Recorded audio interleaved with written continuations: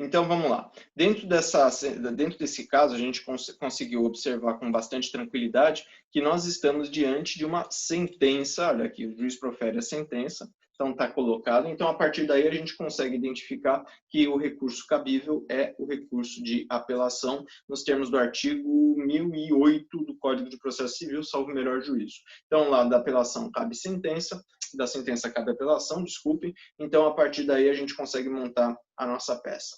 A gente já falou em algumas outras aulas que não existe nada de surpreendente quanto ao que vai se constar dentro dessa nossa apelação. A apelação, como os demais recursos que a gente trabalhou ao longo do semestre, ela tem como objetivo organização, uma parte de encaminhamento, uma petição de encaminhamento, uma parte da petição com o encaminhamento dela, e as razões num segundo momento. Isso também não é novidade para vocês. Vocês acabaram de fazer um recurso extraordinário que segue esse mesmo modelo. Antes disso, vocês fizeram apelação. Antes disso, vocês fizeram um agravo. Então, quer dizer, vocês estão percebendo que sempre vai haver uma petição de encaminhamento pedindo efeitos gerais, consequências gerais aplicadas ao recurso. Então, daqui a gente vai seguir a mesma métrica.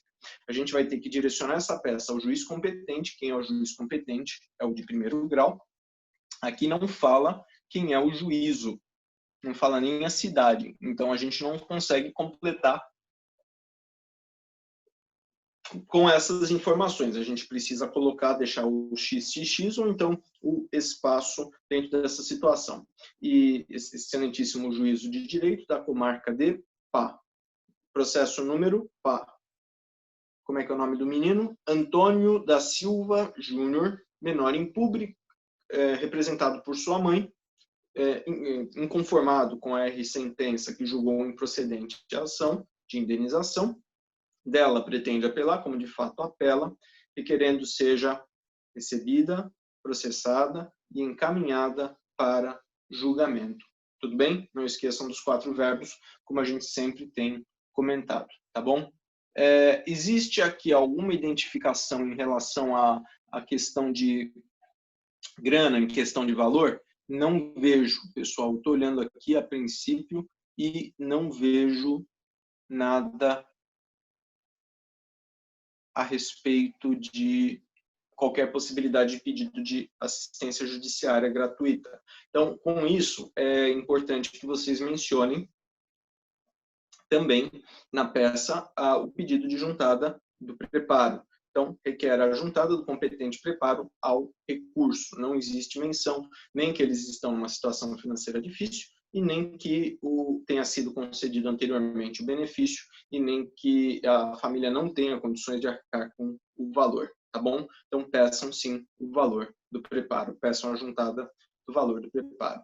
O recurso ele vai seguir o caminho normal, vai haver aí um encaminhamento de efeito suspensivo, tá certo? Então, a sentença vai ter um efeito suspensivo. Então, não imaginem que é um tipo de um cenário, que é o tipo de uma situação em que cabe a concessão de efeito ativo ou coisa nesse sentido. Não cabe, a apelação ela vai seguir o rumo do efeito suspensivo tradicional. Lembrem-se que após aí o pedido do preparo, vocês tendo mais espaço, vocês podem fazer o fechamento nesses termos para de deferimento e passar um pouco mais adiante fazendo as razões de apelação. Caso vocês sintam que tem bastante conteúdo para escrever, vocês aí não vão utilizar aí essa técnica, vocês vão fazer uma parte emendada na segunda parte. Então, a primeira parte, essa petição de encaminhamento, e a segunda parte emendada, que são as razões de apelação propriamente dito, tá? Sem novidades, portanto. Então, razões de apelação, pelo apelante, o apelante é o menino, né, João Antônio da Silva Júnior. Cuidado só que não é Isabel da Silva, é Antônio, tá bom? Cuidado com isso. O menino hoje ele está com 7, 14, 13 anos, salvo erro, né? Foi quanto?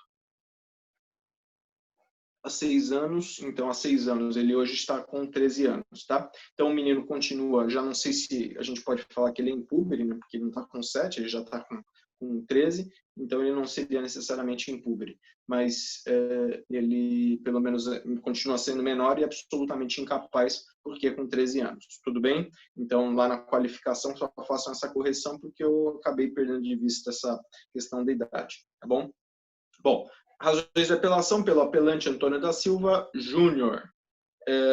De novo, aquela organização, né, para quem que a gente está encaminhando essa petição, para que órgão que a gente está encaminhando essa petição. Colém do tribunal, egreja turma, com os picos magistrados, os nobres magistrados, como vocês quiserem, façam aquele resumo.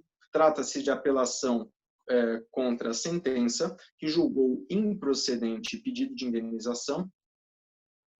Na verdade, Jeter, olha, a tua pergunta é bem legal. Na verdade, a gente utiliza menor impúber para menores de 12, porque, segundo o ECA, 12 para baixo, 12 incompletos, é criança, 12 para cima, completos 12 até 17 para 18, é adolescente. Então, tecnicamente falando, se a gente vai utilizar um critério jurídico unicamente, a gente utiliza essa classificação, essa dicotomia entre adolescente e criança, como 12 anos sendo o marco de um com o outro, tá bom? Então, tecnicamente falando, criança seria impúber, adolescente não é mais impúber, claro, adolescente é púber. Agora, se a gente analisa, né, sob uma perspectiva biológica, né, puramente biológica, isso vai variar muito. Tem jovem aí com 13 anos que está talvez começando a amadurecer, desenvolver as características sexuais secundárias. Então, em função disso, aí aqui começa propriamente a puberdade. Antes disso, enfim, mas tecnicamente, juridicamente falando, abaixo de 12 anos, impúber, acima de 12 anos, púber, tá bom? Simplificando a conversa. Então, continuando, a gente acaba percebendo, pessoal, então, nesse sentido, que vamos fazer lá um breve relato daquilo que a gente está colocando, que o autor apelante, vendo a sentença, tendo a sentença julgado improcedente o seu pedido, pretende dela recorrer, como de fato recorre, fundamentando-se no fato de que teve e sofreu um ato ilícito praticado por um animal cuja propriedade é do réu apelado, ok? Em sentença, o MM magistrado, ou MM juízo singular, fixou como teses eventualmente um caso fortuito ou força maior, não está claro se ele teria colocado isso.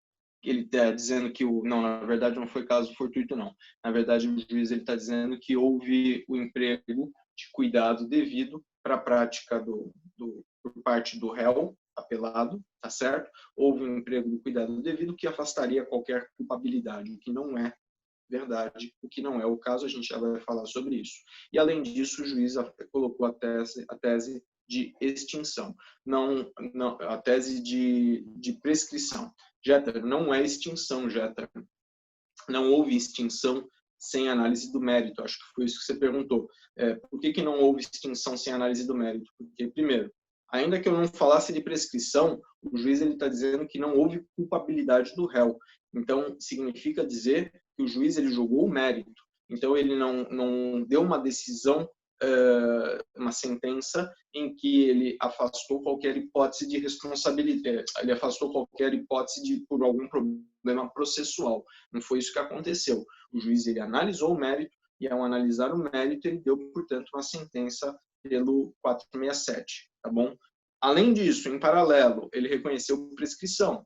Prescrição, decadência é mérito. Não esqueçam disso, tá bom, galera? Por favor, não esqueçam disso, que vocês fazem confusão na hora que vocês estão trabalhando com prova e tal. Vocês acham que porque prescrição e decadência são utilizadas em preliminares é que eles acabam ficando como matéria sem mérito? Não.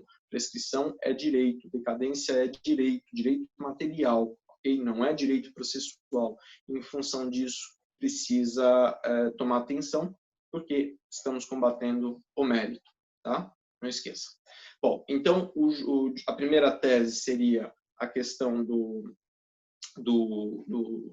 da culpabilidade do réu, e o emprego de todo o cuidado, de todo o devido cuidado, não afastaria a culpabilidade do réu, além do que esse devido cuidado de fato não aconteceu, a gente já vai explorar isso, e a segunda tese, combatendo a prescrição. Então vamos começar a fazer a nossa digressão aí da nossa tese, das nossas duas teses, que é isso que a gente vai combater, é isso que a gente vai construir em termos da nossa apelação, e vamos começar a trabalhar com a questão. O que vocês preferem? Vamos falar primeiro da prescrição? Vamos falar primeiro da prescrição, porque a prescrição é uma matéria que a gente costuma trazer logo no começo do processo, porque se o direito está prescrito, não adianta ficar viajando na maionese em termos de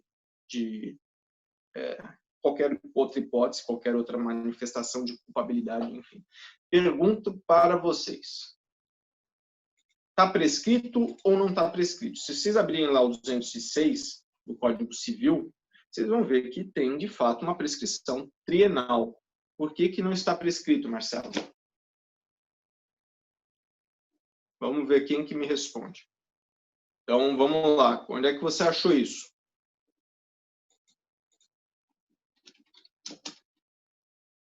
Conta para mim.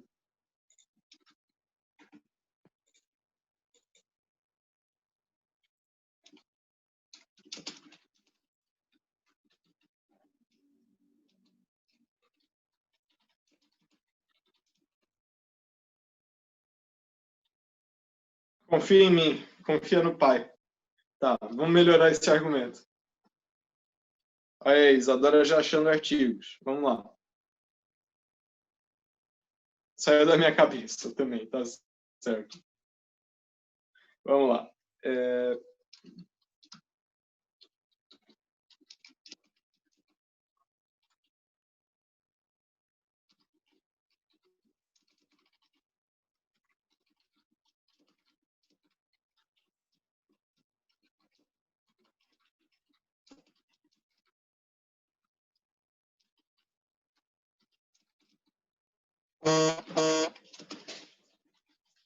4 anos e o cara não confia.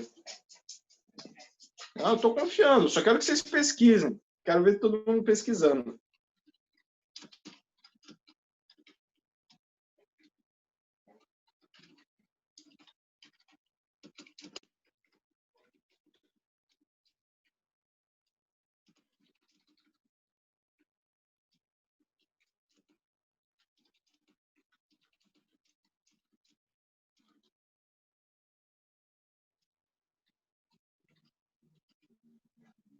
Ah, então o pessoal já está achando.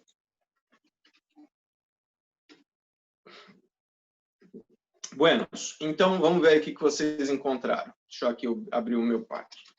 Então, artigo 206, vamos lá no compartilhamento de tela.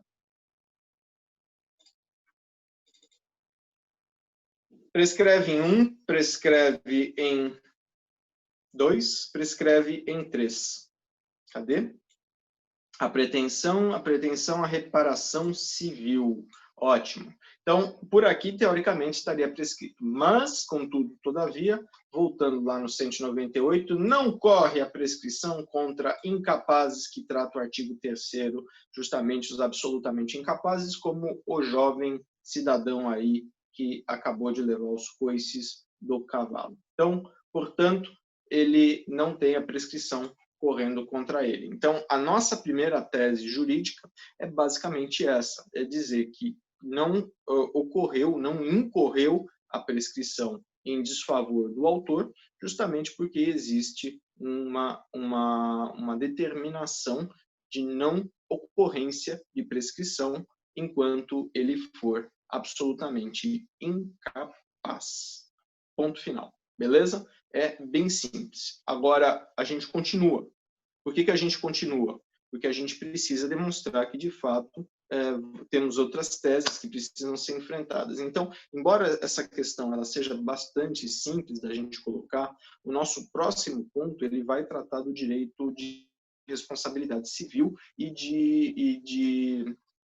do ato ilícito propriamente.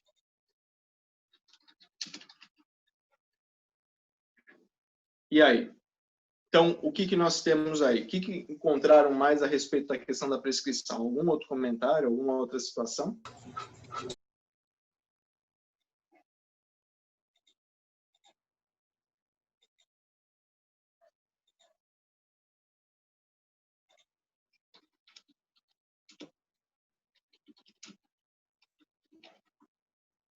Beleza. Não, é justamente isso que eu gosto de ouvir já, tá, pessoal?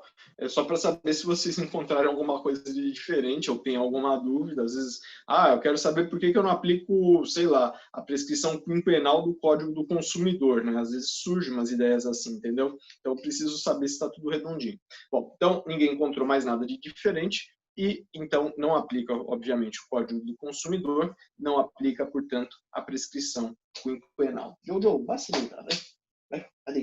Bom, então agora partimos aí para a nossa segunda tese. Vocês viram que é uma tese bem curtinha, mas mata-se com bastante tranquilidade. Agora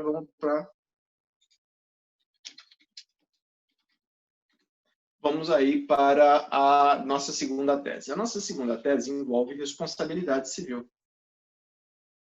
E aí, o que a gente fala? O que a gente tem de responsabilidade civil?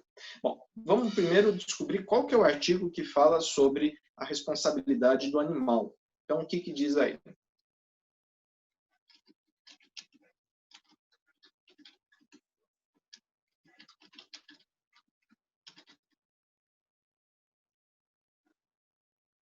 E aí? Onde a gente tem responsabilidade civil do animal? Então, já matou em cheio, Marcelinha. Pessoal, obviamente, animal não é sujeito de direito capaz de responder processualmente ou juridicamente falando, embora, claro, exista aí um debate dentro do direito ambiental, mas, tecnicamente falando, juridicamente falando, o direito brasileiro ele não é biocêntrico, enfim, ele é antropocêntrico e o sujeito de direito não é o animal e nem o responsável por direito também é o animal. O responsável é o dono do animal, tá certo? Então significa dizer que o dono do animal responde pelos eventuais prejuízos que forem causados, como a Marcela acabou de colocar, ressarcirá os danos por este causados se provar que não houve culpa da vítima ou força maior, tá certo? Culpa da vítima ou força maior. Então, o que a gente acaba percebendo, pessoal? Que existe uma hipótese em que há a isenção da culpa do proprietário, no caso de caso fortuito ou força maior, ou no caso de culpa exclusiva da vítima. Então, o que a gente precisa demonstrar? Que houve culpa do guri, então é isso que a gente vai evidenciar. O problema, ele fala que o guri estava passando, o cavalo estava amarrado, mas o guri estava passando, e o guri, quando passou, tomou um coice do cavalo. O cavalo deveria estar amarrado sozinho, lá naquela bendita da árvore? Será que é a coisa adequada para se fazer, sem a guarda de uma determinada pessoa? Será que é o mais adequado? Será que é o correto? O problema não evidencia, por exemplo, que o guri teria mexido com o cavalo. O problema diz simplesmente que o guri passou e tomou o coice. Então, ele estava caminhando por uma estrada de terra quando foi atingido pelo coice de um cavalo que estava num terreno à margem da estrada. Ele não estava nem amarrado, ele estava... Eu pensei que ele estava amarrado, não sei por que eu falei que ele estava amarrado. Voltava na escola, caminhando em estrada de terra, onde o mar foi atingido por um coice de um animal que estava em um terreno. Eu não sei onde é que eu tirei. Acho que o juiz alega. Então o juiz alega. Pô, gente, pelo amor de Deus, eu não tô louco. O cavalo estava amarrado em uma árvore no terreno, tá certo. Então não tô tão doido assim, não. Tô tão esquizofrênico assim. Então ele estava num terreno, estava amarrado numa árvore, enfim, não importa. Mas estava sem um cuidado, estava sem uma cautela. Então não é uma situação em que o menino foi lá e provocou, guardadas aí as devidas proporções. O ônus da prova seria da culpa proprietário, como é que é? O ônus de provar a culpa da vítima seria do proprietário pelo que se aufere, não, afere, não aufere, afere do artigo.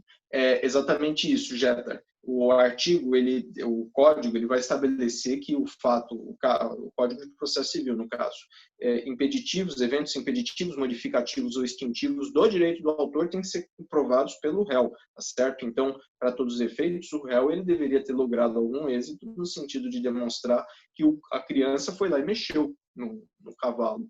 A criança foi lá e foi, sei lá, dar um tapa na bunda do cavalo. E aí o cavalo foi e deu coice. Não foi isso que aconteceu, não é isso que o problema está descrevendo. O problema está descrevendo que ele estava numa estrada de terra e tomou coice, porque o cavalo estava amarrado, enfim, estava próximo do menino e tomou o coice a partir daí. Gente, vocês não têm vida, não? Vamos lá deitar, vamos?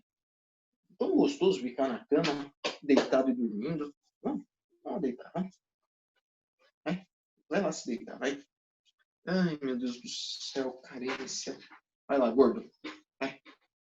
Vai. Vai se deitar. Tá, tudo bem, você vai deitar. Só veio o focinho aqui do Dexter, aqui aparecendo na câmera. Aqui. Dê um tchauzinho aqui pra todo mundo. Ai. Ai.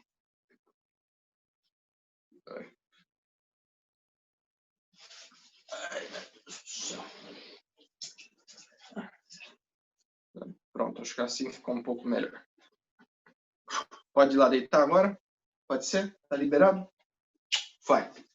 Vai lá deitar. Pronto. Esse é fofo mesmo. 55 quilos de bastante fofura, talvez mais. Enfim. E o que acontece? A gente estava falando de cavalo, de cachorro, já perdi o fio da meada. Ele veio da Aroia, exatamente. Faz jus ao apelido, gordo. Exatamente. Pesa mais do que, tá pesando mais do que eu, minha querida, tá? Ou então tá ali, quase lá. Tamo junto. Então, o que a gente estava falando lá do... Tá bom, Isa, tranquilo. Mas o que a gente está falando, gente? Que o menino, para todos os efeitos, ele estava caminhando numa boa e aí o problema não evidencia que o menino foi lá e provocou. Evidencia simplesmente que estava andando e tomou o coice, porque estava amarrado, estava sem cuidado. E isso é muito importante para que não haja caracterização de culpa da vítima.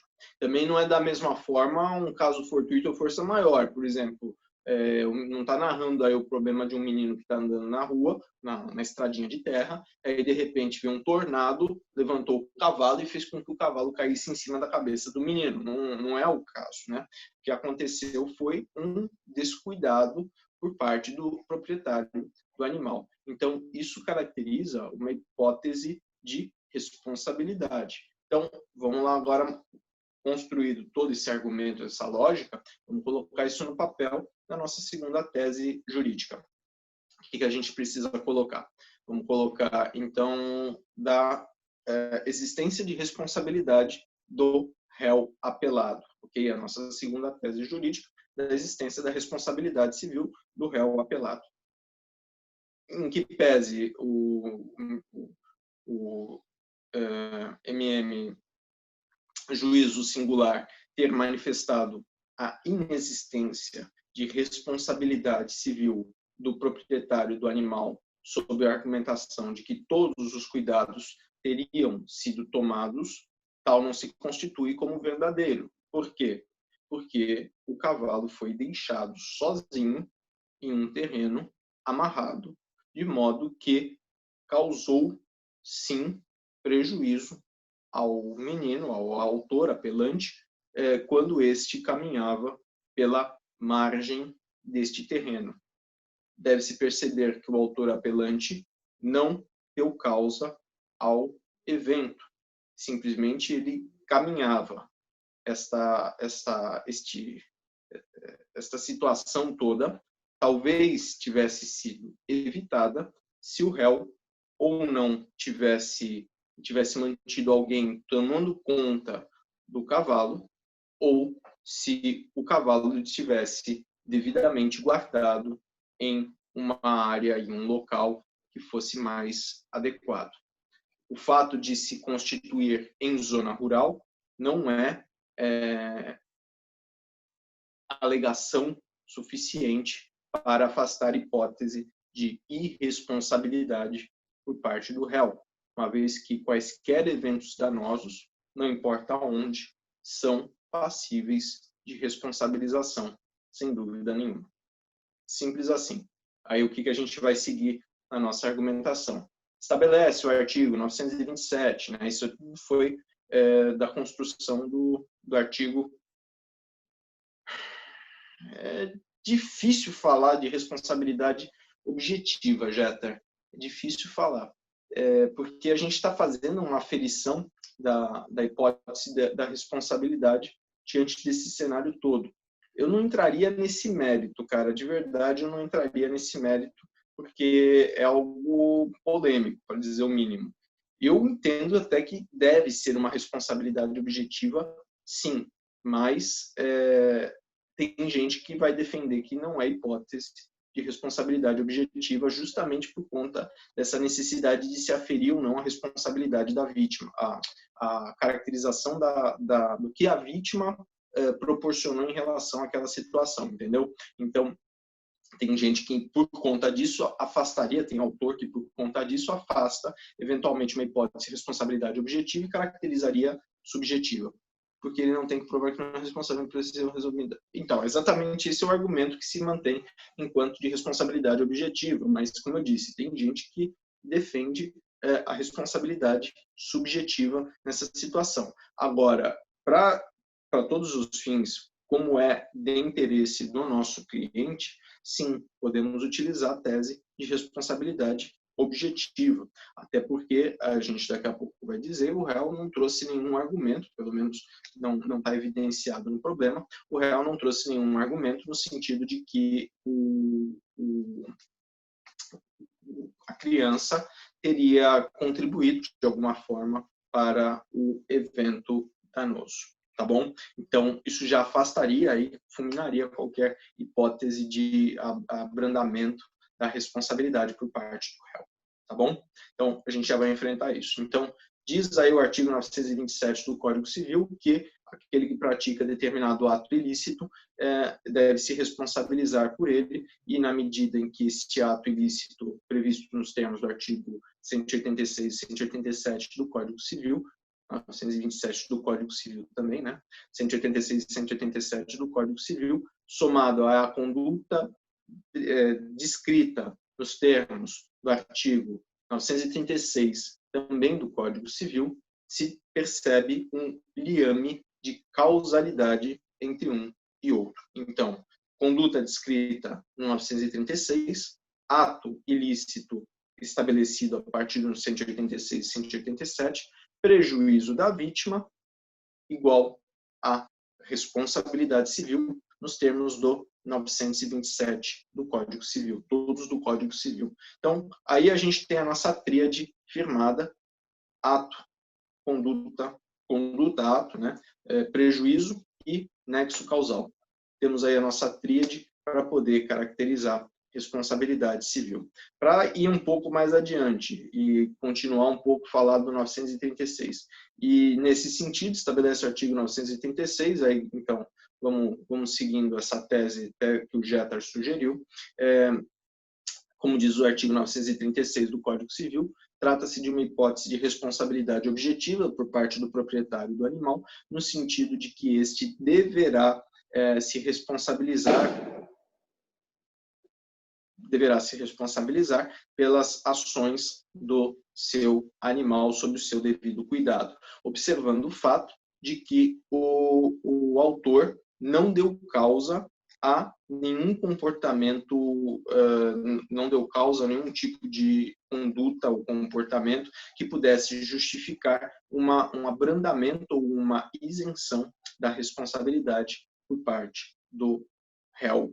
Portanto, a conduta do autor foi legítima, válida, dentro do seu exercício regular de direito, simplesmente estava andando quando foi atingido pelo cavalo que estava amarrado debaixo da árvore, tá bom? Então, é isso que a gente vai colocar aqui. Então, não há, e aí continuando, não há nenhuma prova evidenciada por parte do réu no processo.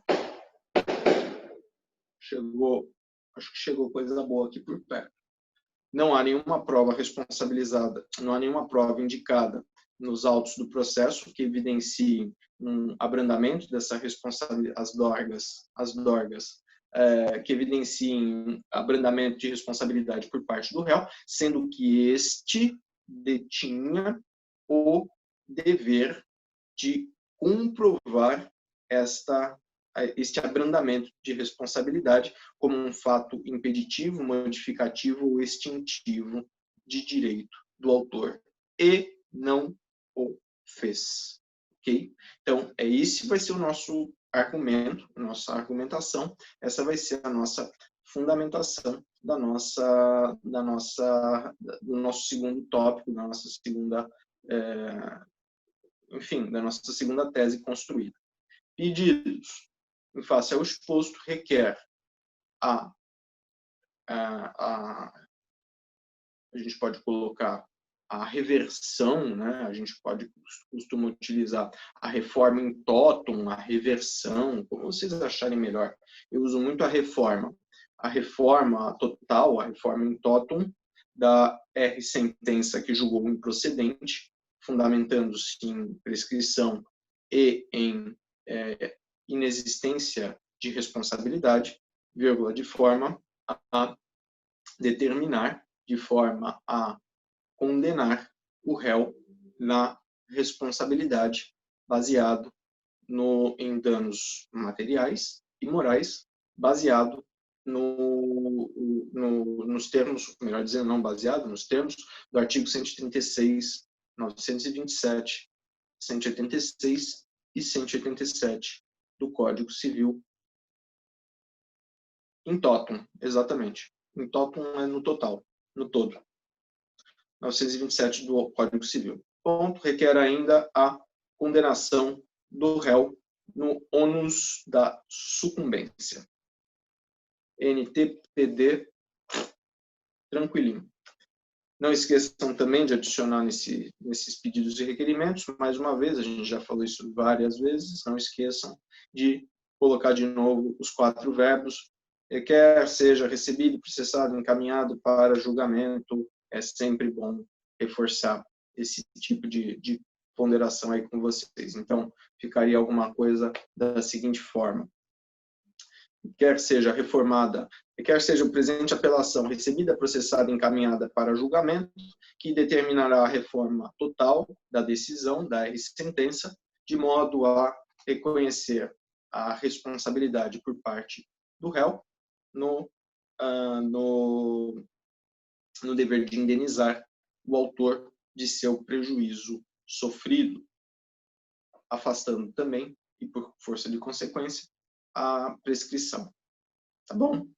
É importante, pessoal, nos pedidos, e vocês já viram isso na aula passada, é importante nos pedidos a gente fazer a menção dos artigos que correspondem a cada hipótese. Vocês estão vendo que eu estou dando manifestações ou expressões diferentes de pedidos para vocês fazerem, para contrarrazoar, tranquilo. Isso você pode até fazer lá na primeira petição, viu, Marcela? O que eu estou ponderando? Eu estou dando opções aqui para vocês escolherem, não ficar todas as peças iguais, para vocês criarem a vossa linguagem, né? Alguns elementos são elementos importantes e obrigatórios, mas eu quero que vocês desenvolvam a linguagem e a familiaridade para vocês escreverem da forma como vocês acharem mais adequado. Por isso que eu dou várias opções de títulos de escrita. Eu não quero que vocês reproduzam aquilo que eu falo, eu quero que vocês falem, quero que vocês escrevam com as palavras de vocês, certo? Então, por isso que eu dou essas opções. Mas, de todo jeito, mesmo vocês utilizando cada um o vosso vocabulário, as vossas palavras, além de terem aí as expressões que são necessárias dentro da dogmática, né, de qualquer tipo de petição, existe também o jogo de xadrez sendo montado. Então, se vocês tomarem pau no recurso de apelação, vocês já têm que ter ventilado a matéria constitucional, a matéria infra constitucional, pensando eventualmente num recurso extraordinário, um especial. Então, quais são os artigos que a gente precisa colocar lá no pedido para serem analisados? O que eu colocaria como sendo artigos importantes? A gente já falou do Código Civil. Código Civil, o que estabelece aí? Já falamos, 186, 187, ato ilícito, 927, responsabilidade civil, 936, dever de cuidado aos animais, responsabilidade objetiva baseado no dever de cuidado dos animais. Então, 4 artigos, pelo menos, para a gente poder colocar no Código Civil, além de 4 artigos, o artigo 196 ou 195, que fala da inocorrência de prescrição.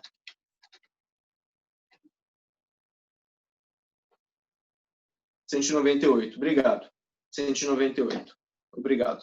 Além disso, o artigo 198, inciso 1, também do Código Civil. Então, 5 artigos que a gente precisa citar para fundamentação de um eventual recurso especial, ok? Agora, em paralelo, pensando aí, fazendo um exercício de xadrez, como eu havia comentado com vocês na aula passada, um recurso extraordinário. O que vocês trariam de artigo constitucional para este tipo de caso?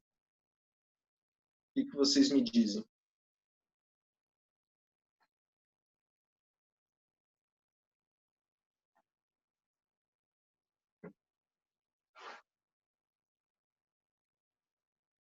O que nós temos na Constituição Federal que pode ser invocado para um eventual RE? Ótimo, já temos um. Dignidade é sempre variada, sempre cabe. Embora, repita, quando a gente fala de dignidade, eu não lembro se eu discuti isso com vocês, o STF ele tem constituído uma jurisprudência muito forte no sentido de que a dignidade humana, quando ela tem uma fundamentação infraconstitucional, prevalece sobre a dignidade humana prevista na Constituição Federal. Então, se eu baseio minha dignidade humana, por exemplo, numa hipótese de responsabilidade contratual, responsabilidade civil, deixa-se de se aplicar. Ai, Jesus, que velhice, tá uma bosta, desculpe, tá uma droga. Deixa-se de se aplicar a responsabilidade civil para a criatura, deixa de se aplicar a dignidade humana para a criatura e usa-se como fundamento exclusivo o RESP e não o RE. Ou seja, a dignidade constitucional ela perde força se há uma regulamentação infraconstitucional. Se vocês tiverem aí oportunidade, repercussão geral, se vocês pegarem ali as teses em que não há repercussão geral, peraí que agora eu estou na dúvida se são as teses que há ou que não há. É bom você ter perguntado isso, Marcelinha. Vamos aqui nós. Vamos lá no site do STF.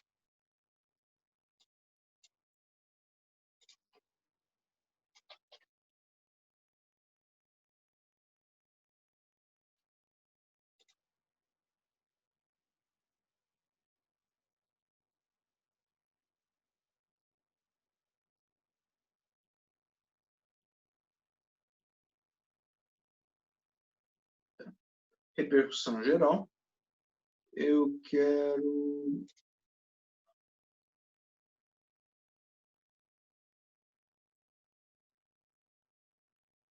que legal. Esse gráfico é novo. Situação de mérito. Eu quero... Tá, não quero gráficos, eu quero as teses. Onde é que eu vejo todas as teses? O que a gente acha que mudou. Teses com e teses sem, é isso que eu queria.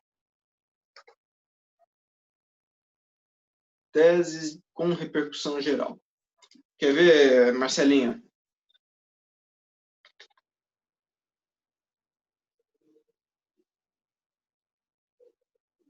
Não é com. Teses sem. É aqui. A ofensa aos princípios. A questão da ofensa aos princípios da dignidade humana, da legalidade, da propriedade, da função social, do devido processo legal, do acesso à justiça, quando decorrem de relação contratual, tem natureza infraconstitucional. O que vocês estão percebendo com isso? Qual é a grande questão? O STF ele afastou o caráter genérico do pedido de aplicação da dignidade humana. Então, significa... Então, aguenta aí, Marcela. Calma, calma, calma. Então, quando a gente percebe que o STF ele tem uma tendência de afastar a questão da dignidade humana quando ela tem uma aplicação geral, quando tem uma aplicação genérica, a gente já sabe que a gente vai tomar pau nesse sentido. Primeiro ponto, não significa que isso não possa ser trazido para o caso. Segundo ponto, essa tese que afasta a repercussão geral, ela está falando de uma questão contratual, de fato. Mas se vocês procurarem jurisprudências análogas para questões que envolvam dignidade humana em termos de responsabilidade civil ou outros casos, vocês vão encontrar a mesma linha de trabalho. A única coisa é que elas não foram ainda para repercussão geral. Confia no pai. Então, o que a gente tem que perceber?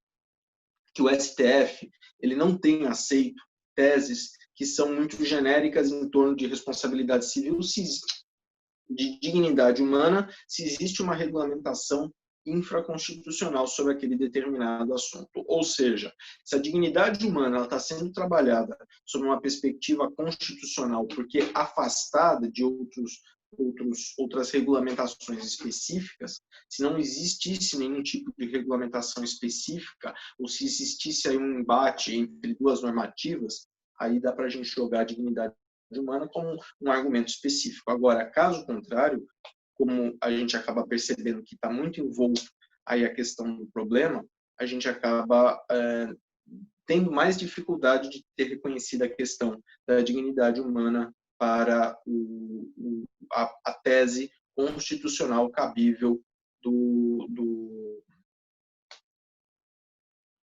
tese constitucional cabível como recurso extraordinário. Quem colocou aqui? O 227, Jeter. Falou do 227. Jeter é uma proteção específica em relação a crianças e adolescentes. É uma boa ideia, mas a gente pode ser um pouco mais específico também, porque aí, nesse caso não existe isso é um ponto interessante para ser discutido, até poderia ser trazido, mas a agressão foi porque ele era criança ou a agressão se deu ponto porque estava passando no momento errado, na hora errada, sob as condições erradas. O que vocês dizem? Estava passando. Então, vejam, não que o artigo 227 não possa ser trazido como um instrumento de proteção integral de crianças e adolescentes. Pode ser trazido, mas a gente tem que perceber esse tipo de filigrama. Não posso utilizar como tese principal o 227 na Constituição, porque o evento não se deu porque ele é criança. O evento se deu porque ele estava passando. Então, a gente vai utilizar a tese de responsabilidade civil geral colocada lá no artigo 5º, inciso 5 e inciso 10 lá da Constituição, que falam justamente que qualquer evento que caracterize uma possibilidade de prejuízo precisa ser indenizado. Simples assim. Então, o artigo 5º, inciso 5 e inciso 10, em especial o inciso 10, eles dizem exatamente isso, a responsabilidade a responsabilidade no caso de dano de qualquer natureza. E, em paralelo, podemos jogar artigo 1º, inciso 3, dignidade, artigo 227, proteção integral da criança e do adolescente, para complementar a ideia da responsabilidade. Fez sentido? Então, temos aí, conseguimos encontrar quatro dispositivos constitucionais que são muito bons para serem utilizados para pensar num eventual recurso extraordinário, além dos dispositivos do Código Civil, para pensar num recurso especial. Repete os 4, repito, vamos lá. Aliás, são 5 do Código Civil. Dispositivos do Código Civil. Artigo 198, inciso 1, prescrição. Artigo 186 e 187, ato ilícito. Artigo 927, responsabilidade civil. E artigo 936, responsabilidade civil do dono, do proprietário do animal. Constituição Federal. Tese. Artigo 5º, inciso 5, inciso 10, em especial o inciso 10, concomitante com o artigo 1º, inciso 3, então já é o terceiro, e concomitante com o artigo 227 da Constituição, todos. Tese para RE, tese para RESP. Pronto. Por que a gente coloca no pedido, pessoal? A gente costuma colocar no pedido. Na verdade, não é a gente que costuma. Eu exponho para vocês. Todos vão para a apelação, Marcela. Todos vão para a fundamentação. E todos também a gente dá uma apertada no juiz, colocando no pedido. Por quê? É uma forma de forçar, entre aspas, a apreciação dos artigos. Não sei se vocês conseguem perceber essa dinâmica. Então, quando a gente fala dos dispositivos constitucionais, infralegais, no dispositivo da nossa tese, né, do nosso pedido, a gente está falando, juiz, presta atenção, aplica esse artigo. Isso é uma forma de propiciar ou forçar ao juiz a enfrentar aquele determinado argumento.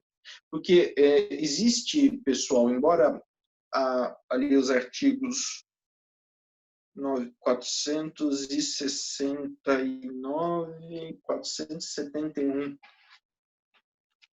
deixa eu ver se é isso mesmo para não falar bobagem para vocês. CPC 471.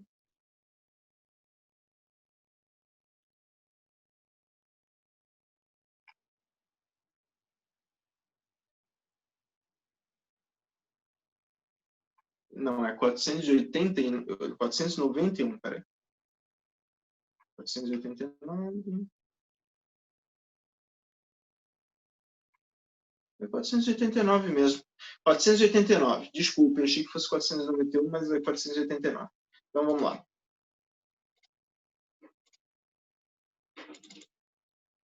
São elementos da sentença, relatório, dispositivo, fundamento. Não se considera fundamentada a decisão, acórdão, sentença, não importa, se limitar a indicar, reproduzir, parafrasear ato normativo sem explicar, se empregar conceitos jurídicos indeterminados, se invocar motivos que se prestariam a justificar qualquer decisão, se não enfrentar todos os argumentos deduzidos ao longo do processo em tese, infirmar a conclusão adotada pelo julgador. Isso daqui, pessoal, é uma coisa que acaba sendo quase que sempre muito ignorada por muitos magistrados no momento de se dar a sentença. Então, aqui eu já não estou mais nem falando de OAB, aqui eu estou falando de aspecto prático.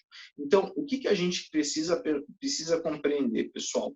A gente precisa dar um jeito de fazer com que o juiz enfrente aquilo que a gente está estabelecendo enquanto tese jurídica. Porque, sim, se vocês forem buscar na jurisprudência, nos eventos e nos casos, vão haver aí muitas teses jurídicas de jurisprudência, no sentido de dizer que o juiz ele não está obrigado a enfrentar todos os argumentos e todos os pontos, e o juiz ele pode ser genericão quando ele está dando uma sentença, que por sendo genericão, ele dando essa sentença genericona, ele vai estar derrubando todos os argumentos trazidos. Só que, galera, para quem é advogado, quem precisa trabalhar com jurisprudência, com requisitos tão específicos quanto esses do RE e do RESP, a gente precisa ter na nossa mão todos os argumentos necessários para poder levar isso para as instâncias especial e extraordinária, entendeu? Então, é uma forma de propiciar de fazer com que o juiz, o desembargador, enfim, quem quer que seja, ele pare, se debruce e diga: aplica o artigo 927 por tal motivo, não aplica o artigo 936 por tal outro, o artigo 5º não se aplica nesse caso. E aí a gente tem bala na agulha para falar: ó, o juiz está louco, ele está dizendo que não aplica ali o artigo tal. Aplica sim, entenderam? Então, isso é ventilação de matéria. Isso é a ventilação da matéria como deveria ser dentro do código, dentro do processo, para a gente poder trabalhar. O magistrado, eventual recurso superior deve até se atentar, mas creio que, estruturando bem a peça, com substância para eventual recurso superior, ele deve se atentar mais, o magistrado. O magistrado deve se atentar mais? Já tá, vamos sentar aqui, jovem, vamos conversar. Tá, como é que eu vou te colocar isso de uma maneira delicada?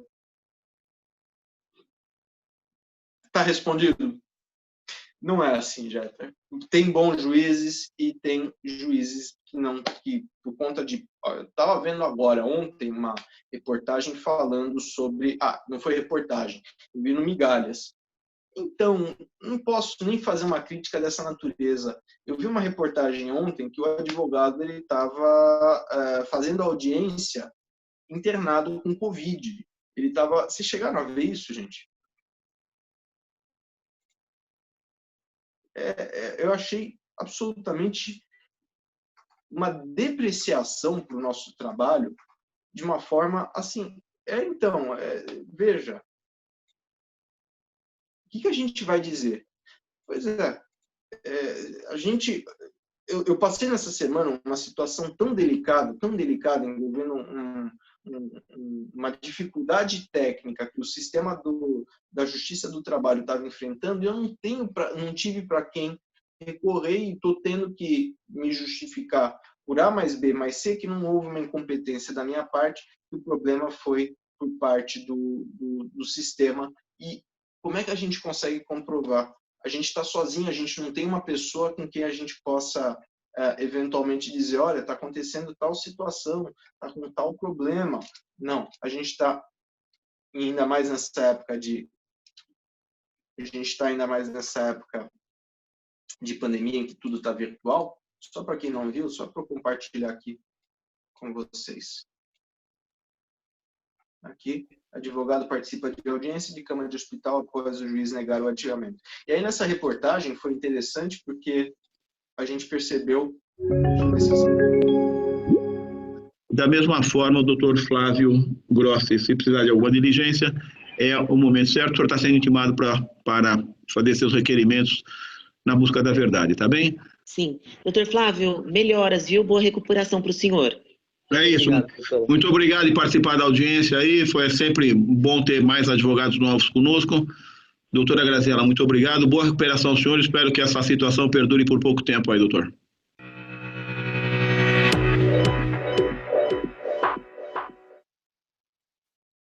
Genial, genial. Para dizer o mínimo, é genial. Porque é isso, gente. Agora a gente está no hospital, está lá internado, está lá no enterro do pai, está lá no sei lá onde, e está tendo que atender, não tem jeito. É uma situação que me parece, tudo bem, tem pressão do CNJ, tem pressão para fazer os números da corregedoria, mas, gente, pelo amor de Deus, tem limite, eu acho, né? Não sei, posso estar errado. Vou botar para o Comex. Então, Marcelo, não sei se lá no Comex está tão melhor assim, mas em todo caso, tem umas coisas que de vez em quando horrorizam a gente. Mas, enfim, gente, é só bater papo aí de todo jeito. Espero que a gente esteja fazendo uma interpretação equivocada, que isso tudo tenha sido aí uma situação de urgência urgentíssima, que a pessoa não possa nem ter ficado doente para poder resolver a questão. Beleza? Dúvidas? Crise? Choro?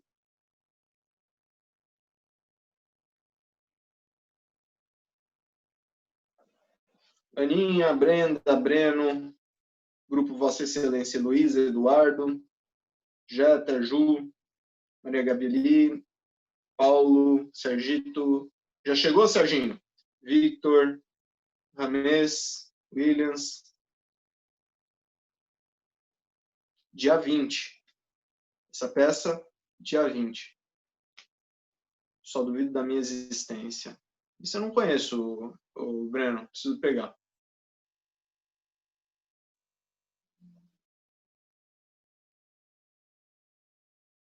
Mas para mim não aparece, Lu. Não aparece aparece teu nome. Só aparece aí no grupo Vossa Excelência. Precisa renomear. Gente, bom descanso. Não sei do que você está falando, Brena. Não... Agora foi, Elô. Agora foi. Viu, Brenda? Não sei do que você está falando. Boa sorte. Bruno, beleza?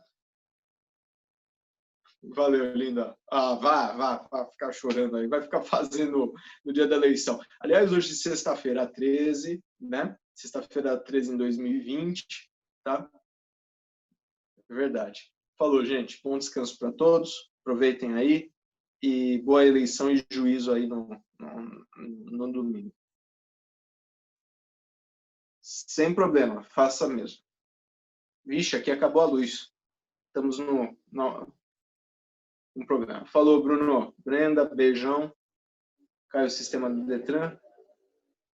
Falou, Marcelinha. Até que já vi piores, né? Esse ano já tomamos tanta paulada que mais dia, menos dia. Essa sexta-feira foi tranquilo. Pelo menos por aqui. Juízo, gente. Tudo de bom.